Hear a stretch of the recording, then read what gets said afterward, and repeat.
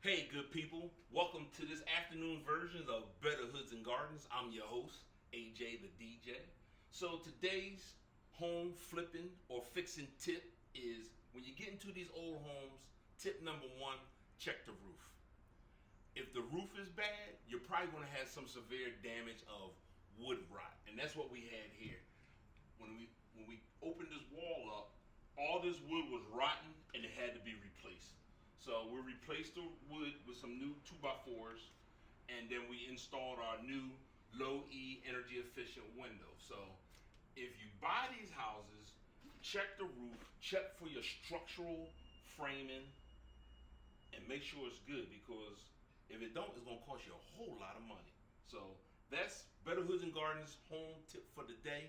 My name is AJ the DJ. Don't forget to like, subscribe, and share on YouTube, Better Hoods and Gardens TV. Peace.